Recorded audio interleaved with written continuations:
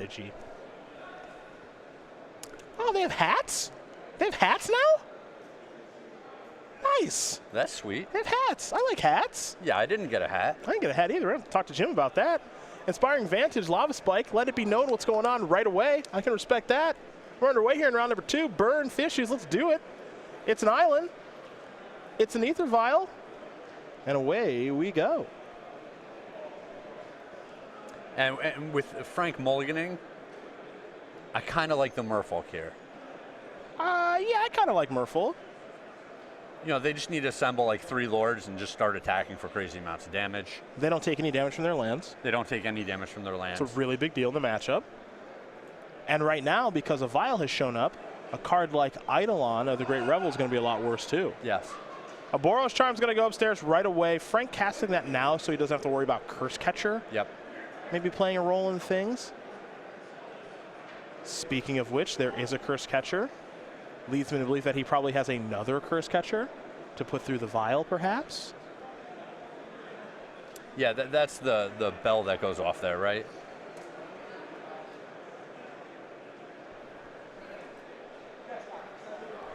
So we head back over to Frank. And the tough thing for Frank here is that cards that he draws, creature cards that he draws in the mid game are not going to be good. Searing Blaze, extra stinky right now. It's going to just get countered. Now here's another Curse Catcher. Yeah, there it is. Look at you with the read. Still got it. Really just on top of it. Just veteran moves. Yeah. Might be because I can see his hand. Not sure. There's a Marrow Reachery.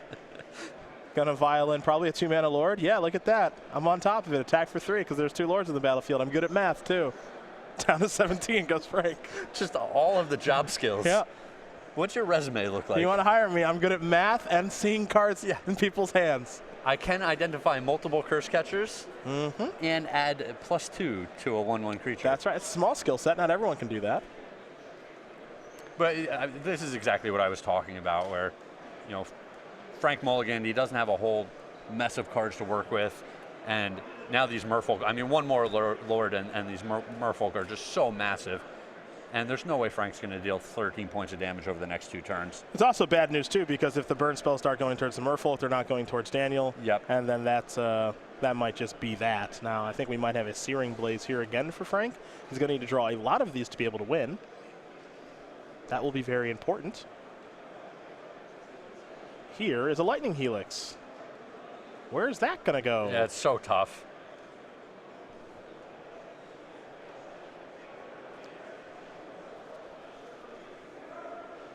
Marrow Reachery down. Frank's going to gain a little bit of life. He's going to go up to 20. But Daniel's going to stay at 13. Yeah, and that was really a lose-lose proposition for Frank there. You know, he can go after his opponent's life total, but then the opposing creatures are so large that he's in a ton of trouble. Going to fire up some Mutavolts here.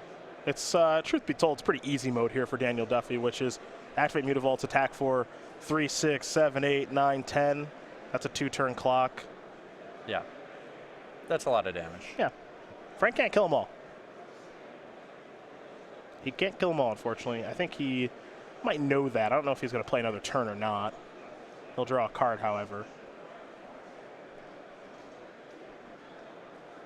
This kind of shows the diversity of Modern, too, because this is one of Burns' poorer matchups. Here's Boros. Nope. Wrong one. Wrong one. Lightning Helix this. Yeah, Boros Charm, not you. Down goes Master of the Pearl Trident. So we head back over to Daniel. It's 13-all. Tie game. Yeah, this is close. It could go either way. Tie game right now. We don't have. It's unfortunate that we don't have an advantage bar to show who's winning. Don't get me started on the advantage bar. But I think it's pretty clear. I think it's pretty clear who's winning the game. At the Pro Tour? I think it's pretty clear. Sam Black mulligan to like 4. Where was the advantage bar? And they're like, we're going to slide the advantage bar the other way. Yeah. Gonna slide it over to the opponent. Okay. All right. Yeah, on the mold of 4. Yeah. Oh, Sir Goblin Guide. And now a Rifty Bolt.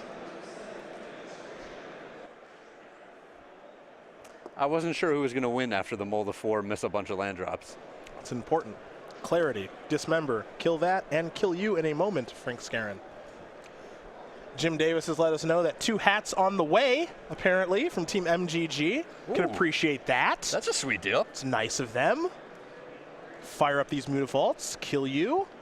Daniel Duffee, not the Royals pitcher, currently up a game over Frank Skarren. Merfolk, very easily up a game over Burn. Frank on a mulligan there.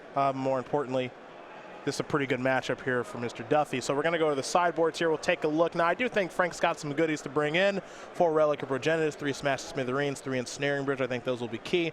Well, 2 Path Exile, a Shattering Spree, another copy of a Searing Effect and Searing Blood, and a Grafdigger's Cage. Yeah, I expect to see the Searing Bloods and the Ensnaring Bridges here.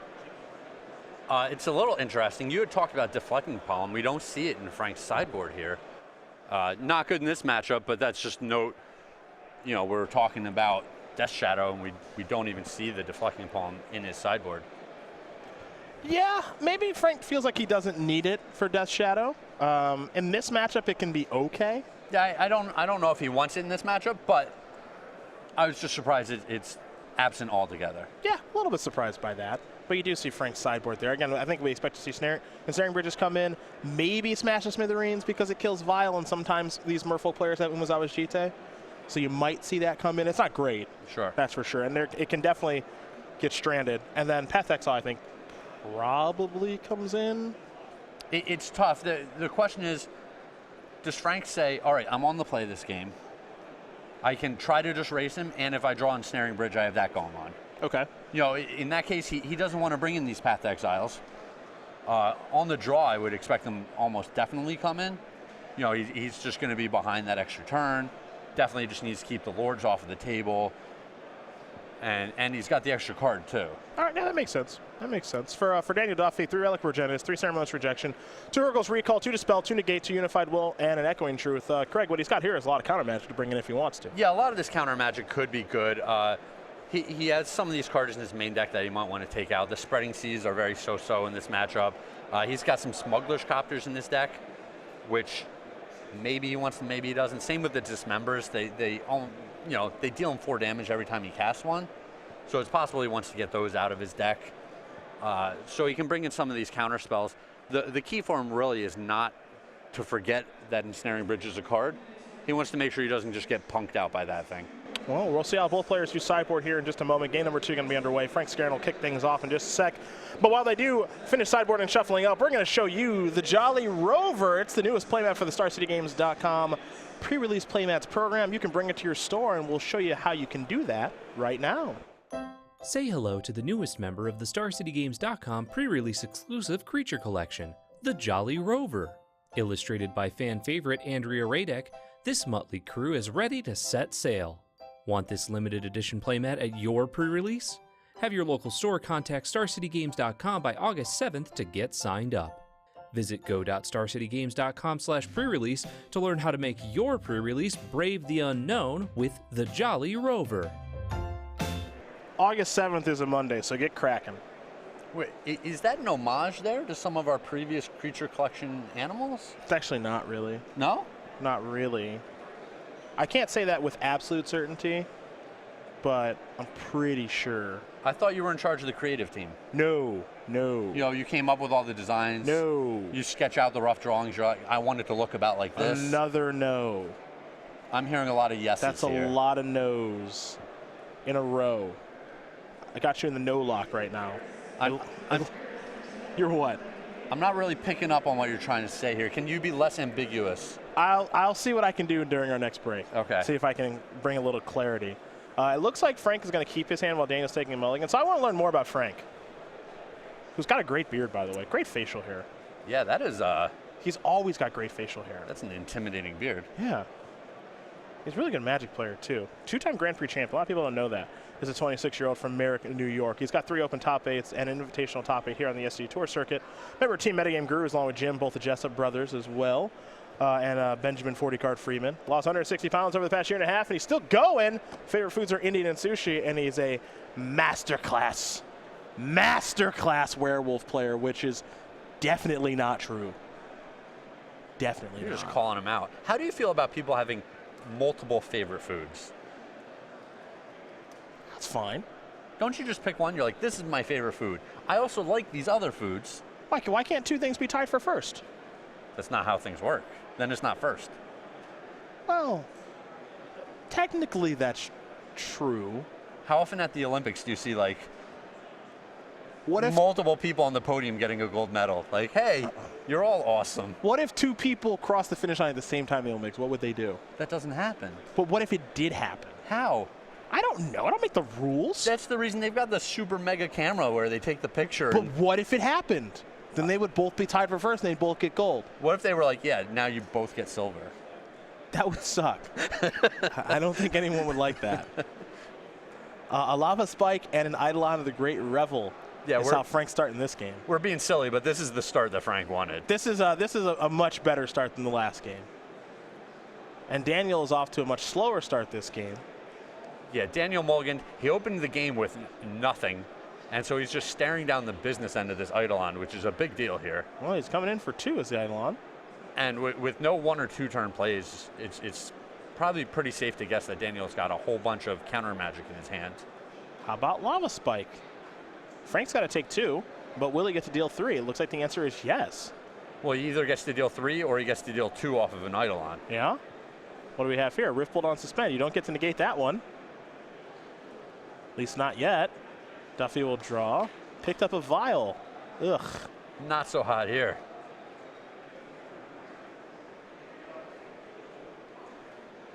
This is looking ugly. What is this? All right. Harbinger of the Tides is going to bounce. Frank gets a turn off from his own eidolon. Yeah, this is kind of the hard way to do it. And now there's a vial. All right, okay. I remember when this one got printed. Really, a lot of people thought this was going to put Merfolk kind of over the edge. It's still a pretty good card. It's a very good card. It's just kind of more of the same. Yeah, Merfolk wasn't really hurting for a good 2-drop. Yeah. Duffee down to 7 now from the Rift Bolt. Frank at a pretty healthy 18. Vial and Harbinger on the battlefield along 2 islands and a Mutavault for Daniel Duffee. For Frank, a Mountain and an Inspiring Vantage, and we know he's got an Eidolon of the Great Revel in hand.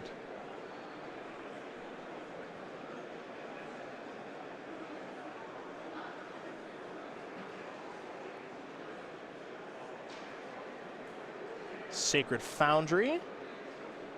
Perhaps a Searing effect? Yeah, Searing Blaze is going to deal Duffee 3 more as Harbinger is going to bite the dust. Vial's going to go up to 1. Well, here's the good thing for Daniel. Battlefield's clear. He's got mana up, and now this is where the counter magic can play a role. Potentially. Yeah. You know, some of the counter magic, not great here. Not all of it's great. Unified Will could be very awkward. True. You know, he activates the Mutavault, tries to cast Unified Will. Mutavault gets killed. Yeah, he's exposing himself. Goblin Guide. Eidolon of the Great Revel. See if the second one resolves, because the first one already has. In, trigger. Top card, Spreading Seas. Mutavault's going to go active. Block. Those will trade. And now Frank will just simply pass the turn back. Activate here. It's a Curse Catcher. Spreading Seas will be the draw here as Vial's going to tick up to 2. Duffee will very quickly pass the turn back. Frank is going to untap those 3 lands here in just a moment. He'll draw a card. Looks like he'll have 3 to work with after he draws. One of them is a Lightning Helix. Yeah, he's so close. And things really lined up well for him on the last turn. Ideally, Daniel wanted to counter something with the Curse Catcher. It hurt him to lose one of his mana sources. You know, that turns into a Merfolk and attacks for a bunch later in the game. You know, Frank was able to resolve 2 spells through a whole bunch of open mana. Last turn was good for Frank. Here comes Eidolon. Very quick block, as Duffee cannot afford to go down to 2, because then he can't play anything. So he'll stay at 4. Silver Gill Adept the draw. Just going to pass the turn back. And Daniel didn't even have anything to vial into play last turn. Mm-hmm. The Lightning Helix is going to deal Frank 2. And Frank is hoping to deal Daniel 3. And that will do just fine. Because even if Daniel does cast negate, he'll take 2 from that. Yep. He'll fall down to 2. And then we'll have a lethal Eidolon on the battlefield in a multitude of ways. So Frank Skarren's going to win game number 2 here over Daniel Duffee, Burn, Merfolk. They're all tied up. But you can really tell in this particular matchup, I know this is something that's pretty pronounced in Modern, but the die roll certainly does play a difference here. The die roll is big. Also, just the way the cards line up sometimes is just huge. You know, getting to Searing Blaze, getting to Searing Blood, a 2-drop when you're already ahead on the board, just massive. Really big deal. Yeah. Really big deal. Those searing effects here from Frank. I want to take a look at his deck list here, see how many he has of each. We got Frank. I know he's got a Searing Blood on the board, and he's got 4 Searing Blaze in the main. So 5 of them. Searing effects, some of the best cards you can have against Merfolk. Oh, yeah. Going to kill the creature and deal him damage. That's ideal. And of course, if he can find his Grim Lavamancer, which he has 1 of as well, that'll be a really good one too. So we'll see if Frank can find more of those effects after sideboard. But more importantly for Daniel Duffee, if you're rooting for Merfolk, like I'm sure Hunter Nance is, he's got to get to the battlefield pretty quick. Yeah. A Vial, maybe a Spreading Seas early, which can be pretty good. But just get towards the battlefield so you can actually start, progressing the game without having to take a defensive approach. I think you want those counter spells to not be trying to be countering searing effects to keep your creatures alive, stuff like that. Yeah, it was hard to see what was in Daniel's hand at the end of that game, but he scooped his cards up with like 3 cards still in his hand that he didn't even get to use. So that's why it's important to play from ahead. You get to utilize all your resources so much better. Yeah, pretty big deal there. Well, again, these players are going to sideboard up here pretty quickly, shuffle up for game number 3. In the meantime, we're going to talk about another promotion we got going on here with Star City Games. It is Grand Prix Washington, D.C. Now, you'll see here, that's Hour of Devastation. And if you'd like that awesome playmat at Grand Prix Washington, D.C., you can get it, but in order to get it, you got to register for the main event by Sunday, August 6th. And for you astute viewers out there, that's tomorrow. I do like that awesome playmat. That playmat is awesome. And so if you register for the main event by tomorrow, that's Sunday, August 6th, you will get the Hour of Devastation playmat. StarCityGames.com/GPDC for more information. That's the place you can go to register as well. And we hope to see each and every single one of you at Grand Prix Washington, D.C. Labor Day weekend. I'll be there. Yeah, okay. Me too. I'll be there playing and losing probably. You know what? I'm looking to rack up another 10-5. That's what I'm looking to do. You can do it. Darn right I can. You've proven in the past. Many times this year I've proven that I can 10-5. From the most dire of situations at 10-2. Yeah. Yes, I can. Yes, I can. Yeah, I did that in Jersey. At 9-1. Yes, I can. The day 2 3003. Beautiful. Lot of fun. Yep. Lot of fun. Do they put the 1 pro point that you get in a little envelope and mail it to you? No, that'd be nice. That'd be nice if that happened. I'd really appreciate that. Did you know, if I rack up 2 more 10-5s, I have 100 pro points. Dude, that's a lot of pro points. I know, 100 lifetime pro points. I need that's 2 more Grand Prix for me. That's 2 more Grand Prix. There's no way I can get those 2 pro points in 1 Grand Prix. 2 more Grand Prix, I'll have 100 lifetime pro points. Yeah, Good. buddy. Yeah, I look at some of the pro players just getting platinum year after year after year. I don't know how that's happening. It boggles my mind. I have no idea how anyone can win that much ever. Yeah, there's getting 200 pro points a season. Yeah. Ain't no thing. Must be nice. Must be really nice. I'm looking to get .99 at Grand Prix Denver 2 weeks from now. No more than 1. I just want 1. Yeah. Just want 1. That's it. Then you got a great sweat for that last one. And then at Grand Prix Washington, D.C., I'll achieve .100, and then I'll have only 50 more to go to be Hall of Fame eligible. Yeah. That's 50 more Grand Prix. But baby steps. We've got a goal. It's the century mark. That's what we're aiming for right now. I figure I play 52 more Grand Prix. If I can do it over the course of 2 years. Maybe something crazy happens and you qualify for another Pro Tour. Can you imagine? Let's not get too far ahead of ourselves. No, this isn't Fantasyland? Yeah, let's not get too far ahead of ourselves. 52 more Grand Prix. That's 52 more pro points. And then I will be almost certainly the player with the most 10-5s to be in the Hall of Fame. Sure. I mean, how could people not vote for you? It's important to have goals. Yes. It's important to have goals. So that's what my goal is. 10-5 Mania, 1 Pro Tour top 8, couple Grand Prix top 8s, shoo into the HOF. Get the ring. Yep. And then I'll let you do the speech. Oh, I appreciate that. Good looking out, man. No problem, man. No problem. Looks like both players are happy. We're underway. It's an island. It's an Ether Vial. It's a great start here for Daniel Duffee. Really important card in this matchup, certainly on the play, as it does alleviate some of the pressure that Eidolon the Great Revel does provide. Well, and it also just allows the Merfolk deck to get onto the board so quick. Yeah. Arid Mesa here from Frank. He didn't find anything. That's the big miss. 19, your turn. There's a mountain. It's snow covered, by the way. I think that's a Team Metagame Guru's thing. Oh, yeah. Jim Davis loves himself a snow-covered land. Yeah. There are times when it's relevant. Are there? Yes. When? Casting Gifts Ungiven? Okay. Is the Gift Ungiven in their deck? No, it is not. Okay. When is it relevant for the burn deck? Monastery Swissburn for one. BTW. Skred. If they're playing it. You want to bluff Skred? Yeah. Oh, you're bluffing that you're the Skred red deck that won the Grand Prix. Absolutely. Got it. Well, now that Snow Covered Mountain is full of water. All the snow melted? Yeah, it did. It did. Spreading Seas there from Daniel. Let's turn that mountain into an island. But I think Frank has another red source there, an Inspiring Vantage. I'm always so torn about the Spreading Seas, especially in these hyper-aggressive matchups. It's super high variance. It seems very good sometimes, but there's other times where it's just like, all right, you took a turn off to do this thing, didn't necessarily stop your opponent. You know, Frank's going to keep attacking here.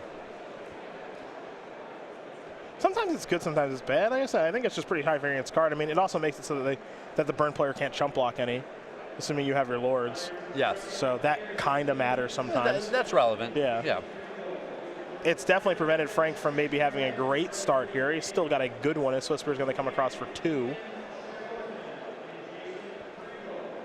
And I think Frank's just going to pass the turn. Violent a Curse Catcher?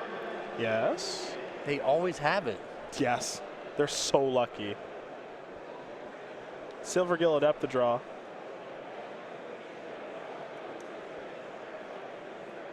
Mutavault the land. Big follow-up. Silvergill, reveal Curse Catcher, draw a card. Play Curse Catcher. In and pass. No Lord. No Lord, but maybe a Harbinger of the Tides. We'll see. We're going to head Frank Skarren's way.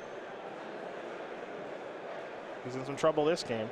Though those fishies aren't that big just yet. Well, it looks like Frank has multiple ensnaring bridges in his hand. Well, maybe he's okay. A defensive stance. So this could turn interesting.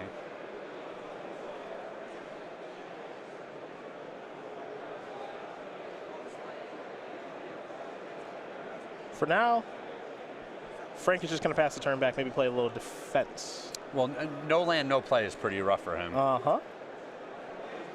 Merrill Reedry was the draw, and there is a Harbinger of the Tides in Daniel Duffee's hand. So if maybe Frank didn't attack because he felt there was a Harbinger. Couple of Mutavaults out there for Duffee. Well, it's also possible Frank is thinking, all right, I need to live long enough to get an ensnaring bridge or 2 on the board, and then try to burn my opponent out from there. So I'm going to stop attacking.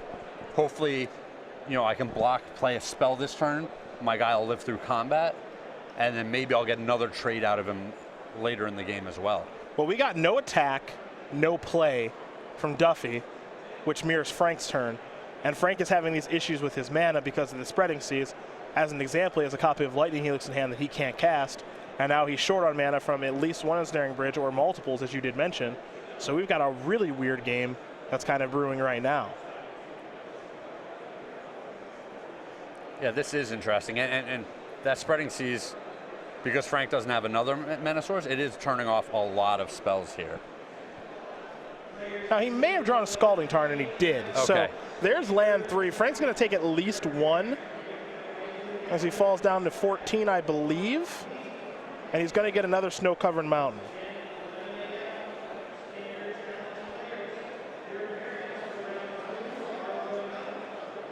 Ice Age.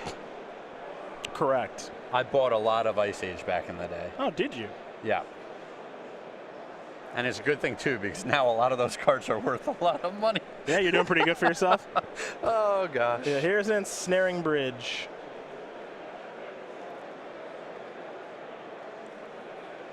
All right, that's in there. Activate the vial. Harbinger of the Tide's on the way in. Time to untap. Vial up to 3. Now you got to play this little weird game here if you're Dana Duffee. You don't want to make those creatures too big because you want them to still be able to attack. But you want to make them big enough that they can actually still clock the opponent. Correct, yeah. I mean, he's got to get to work here. Now that that ensnaring bridge is on the board, it's time to start attacking, because if Frank just ends up with no cards in his hand, what's Daniel going to do? Mm-hmm. Curse Catcher, fire up some vials. Now here come the Knuckleheads. Release the hounds. Let's see. 3, 6, 7, 8, 9, 10, 11, 12, 13. Actually, I think Duffee could have killed him this turn.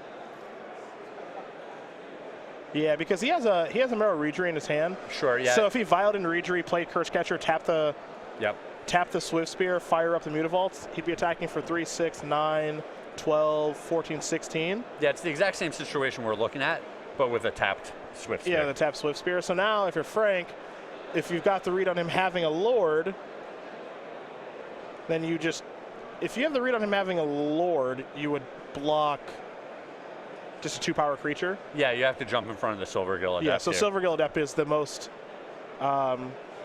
it's the block you want to make, I think, the highest percentage of the time. Now he just dies, right? Yes. 3, 6, 9, 12, yeah, it's 14 exactly. So maybe sandbagging the, sandbagging the Reejerey is like correct-ish because it kind of trapped him. But if he just played the Reejerey pre-combat and then played the Curse Catcher, he'd kill him. Yes. So he's just dead either way. So Dana Duffee's going to win this match here over Frank Skarren. 2 games to 1. Merfolk going to take care of Burn.